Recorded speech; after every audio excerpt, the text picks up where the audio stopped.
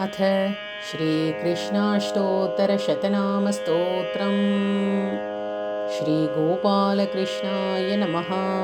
श्रीशेष उवाच। अस्य श्रीकृष्णाष्टोत्तरशतनामस्तोत्रस्य श्रीशेषऋषिः अनुष्ठुप्छन्दः। श्रीकृष्णो देवता। श्रीकृष्णाष्टोत्तरशतनामजपे विनियोगः।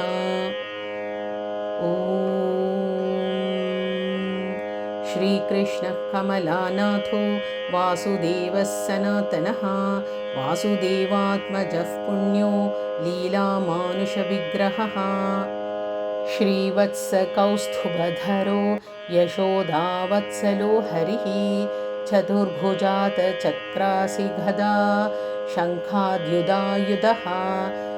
देवकी नन्दनश्रीशो नन्दगोपप्रियात्मजः।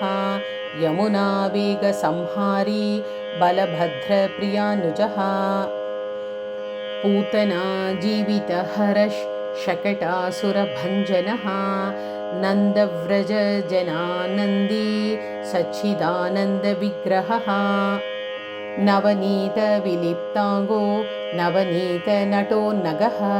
नवनीतनवाहारो मुचुकुन्दप्रसादकः।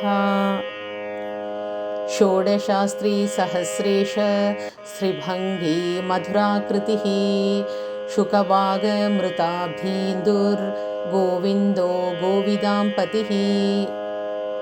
वत्सवाटचरोऽनन्तो धेनुकासुरभञ्जनः। तृणीकृततृणावर्तो यमलार्जुनभञ्जनः। उत्तानतालभेता च तमालश्यामलाकृतिः। गोपगोपीश्वरो योगी सूर्यकोटिसमप्रभः। इलापतिः परञ्ज्योतिर्यादवेन्द्रो यदुद्वहः। वनमाली पीतवासाः पारिजातापहारकः। गोवर्धनाचलोद्धार्ता गोपालः सर्वपालकः।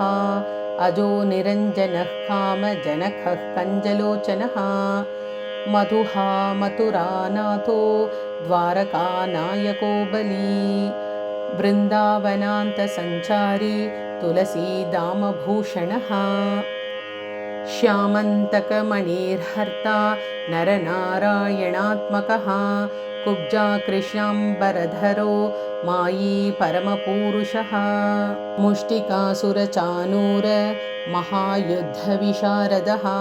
संसारवैरी कंसारीर्मुरारेर्नरकान्तकः। अनादि ब्रह्मचारी च कृष्णाव्यसनकर्षकः। शिशुपालशिरश्चेथा दुर्योधनकुलान्तकः। विदुराक्रूरवरदो विश्वरूपप्रदर्शकः। सत्यवाक् सत्यसङ्कल्पः सत्यभामारतो जयी। सुभद्रा पूर्वजो विष्णुर्भीष्ममुक्तिप्रदायकः। जगद्गुरुर्जगन्नाथो वेणुनादविशारदः। वृषभासुरविध्वंसी बाणासुरबलान्तकः। युधिष्ठिरप्रतिष्ठाता बर्हिभर्हावतंसकः। पार्थसारथिरव्यक्तो गीतामृतमहोदधिः। कालीयफणिमाणिक्य रञ्जितश्रीपदाम्बुजः। दामोदरो यज्ञभोक्ता दानवेन्द्रविनाशकः। नारायणः परब्रह्म पन्नगाशनवाहनः। जलक्रीडा समासक्त गोपीवस्त्रपहारकः। पुण्यश्लोकस्तीर्थपादो वेदवेद्योदयानिधिः। सर्वतीर्थात्मकः सर्वग्रहरूपी परात्परः। एवं श्रीकृष्णदेवस्य नाम्नामष्टोत्तरं शतम्। कृष्णनामामृतं नाम परमानन्दकारकम्। अत्युपद्रवदोषघ्नं परमायुष्यवर्धनम्। इति श्रीकृष्णाष्टोत्तरशतनामस्तोत्रं सम्पूर्णम्।